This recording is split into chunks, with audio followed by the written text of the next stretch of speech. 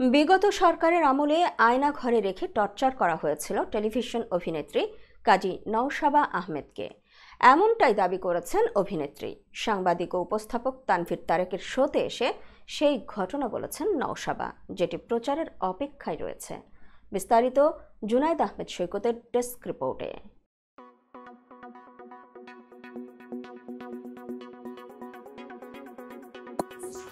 অভিনেত্রী কাজী নওশাবা আহমেদ 2018 সালে নিরাপদ সড়কের দাবিতে যে আন্দোলন হয়েছিল শাহবাগ তথা রাজধানীতে, সে সময় সোশ্যাল মিডিয়ায় গুজব ছড়ানোর অভিযোগে গ্রেপ্তার হন তিনি। এরপর তাঁকে দেওয়া হয় 5 দিনের রিমান্ড। সে সময় অভিনেত্রীর সঙ্গে ঘটে যাওয়া বিষয়টি সম্প্রতি সামনে এসেছে। সে সময় তাঁকে গ্রেপ্তার এবং তার সঙ্গে ঘটে যাওয়া ঘটনাগুলো বেশ চর্চিত ছিল। একজন উঠতি তারকার ক্যারিয়ারে ভাটা পড়ে, অতটুকু অন্তত সবাই নিজ চোখেই দেখেছেন, কিন্তু তার ব্যক্তিজীবন, সামাজিক জীবন, এমনকি মানসিক শারীরিক অবস্থা কি হয়েছিল সে কথা কেউ জানেন না, কারণ এ নিয়ে পরে একটু শব্দ করেননি এই অভিনেত্রী।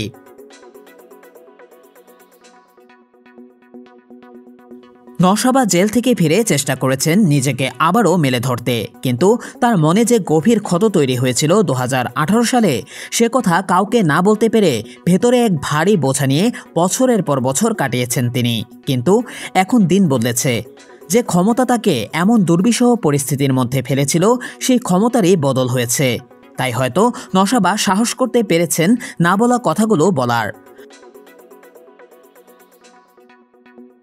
টানা 21 দিন অমানবিক নির্যাতনের শিকার হন এই অভিনেত্রী। এ সময় তাকে কালো কাপড় দিয়ে চোখ বেঁধে বিভিন্ন স্থানে নিয়ে যাওয়া হয় বলেও জানান নওশাবা। এদিকে শোনা যাচ্ছে তাকে নাকি আয়নাঘরে রাখা হয়েছিল।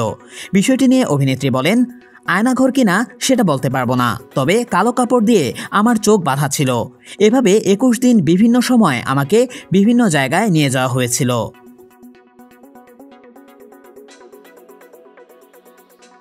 তিনি কথা বলেছেন তানভীর তারেকের শোতে। প্রচারের অপেক্ষায় থাকা সেই শোয়ের একটি ছবি পোস্ট করে তানভীর তারেক লিখেছেন, 2018তে প্রথম রুলিং পার্টির অন্যায়ের বিরুদ্ধে প্রতিবাদকারী শিল্পী হলেন অভিনেত্রী কাজী নওশাবা আহমেদ। এরপর আয়নাঘরে তাকে 21 দিনের নির্যাতন, অতঃপর রিহ্যাবে 6 মাস। নিজের মেয়েকে চিনতে পারত না। সে সময় থেকে একমাত্র কন্যাকে নিয়ে গত 6 বছরে 20 বারের উপরে বাসা বদলেছে। কেউ বাসা ভাড়া দিতে চায়নি। সংসার ভেঙেছে, নিজের বাড়িতে জায়গা হয়নি, কারণ ভাই ও আত্মীয়রা নিরাপদ মনে করেনি। বন্ধুর নামে বাসা ভাড়া নিয়ে বোরকা পরে ঢুকতেন, কোনো আপোষ করেননি। অনেক রকম অফার এসেছে, মামলা করেছেন আগে, যা এখনও চলমান। গল্পগুলো আসছে।